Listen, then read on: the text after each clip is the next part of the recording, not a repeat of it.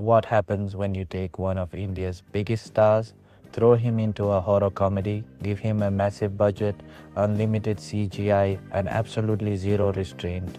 You get this movie. And trust me, this is not the fun, light-hearted rebel star movie fans were hoping for. This is a bloated, confused, genre-hopping circus that forgets what it wants to be every 10 minutes. Welcome back to Obsessed with Movies. Let's talk about it. Expectations vs reality on paper. The story sounded perfect. Rebel star doing horror comedy after years of serious larger than life action roles. A palace of illusions, hypnotism, a mysterious royal past. This was supposed to be a break, not just for Rebel Star but for the audience. Instead, what we get is a 3-hour long endurance test that looks cheap, despite costing more than 400 crores.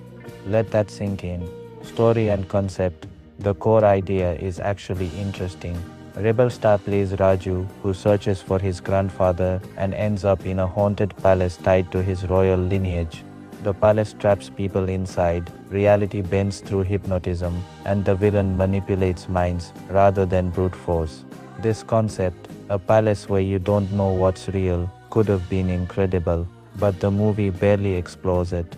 Instead of diving deep into lore, horror, and psychological tension, the film gets distracted by pointless romance, outdated comedy tracks, unnecessary side characters, random songs at the worst possible moments.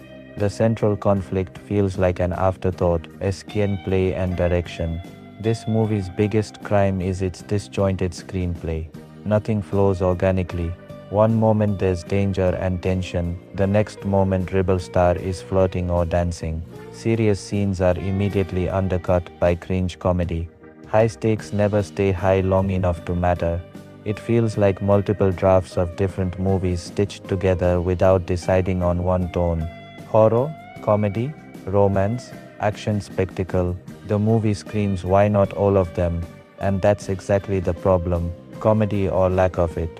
Let's be very clear, this movie is not funny. The comedic characters are written as loud caricatures. The gags are dated. The timing is off. And no, this is not a language barrier issue. Actors who are genuinely funny in other films come across as irritating here because the writing is lazy.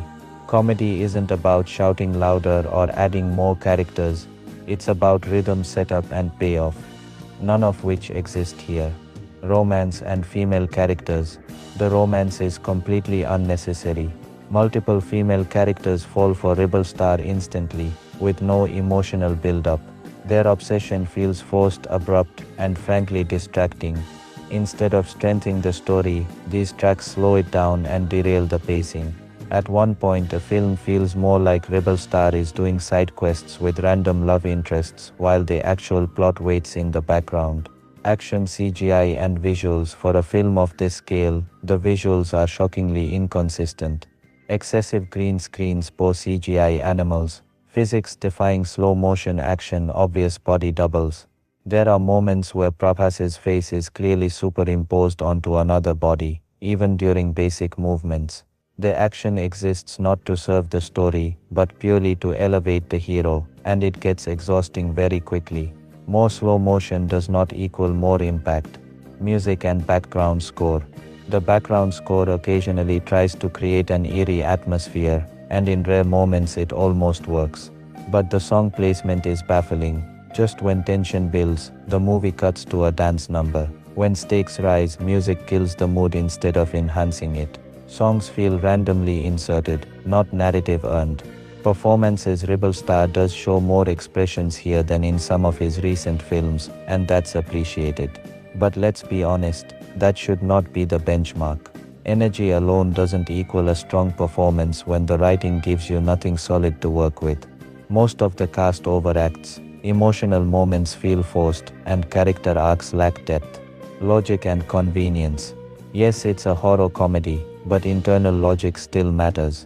Characters find things instantly after others search for days. Phone signals work perfectly in a haunted palace. Problems appear and disappear based on convenience. At some point, you stop questioning logic, not because the movie earns it, but because you're too tired to care. final act and post-credit scene. By the time the movie reaches its final stretch, the audience is already exhausted. The emotional payoff doesn't land. The horror never truly scares. And the post-credit tease for a sequel feels more delusional than exciting. It promises a part 2 that nobody asked for. Final verdict: The RajaSaab is a movie with ideas, but no discipline.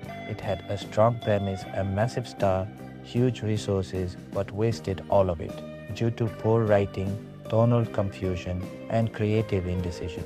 This could have been a tight, engaging horror comedy. Instead, it's a long, messy, exhausting experience that tests your patience.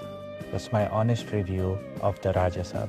Did you sit through this movie? Did you enjoy any part of it? Or was it as frustrating for you as it was for me? Let me know in the comments. If you enjoyed this honest breakdown, don't forget to like, subscribe, and support Watching with Movies. I'll see you in the next one.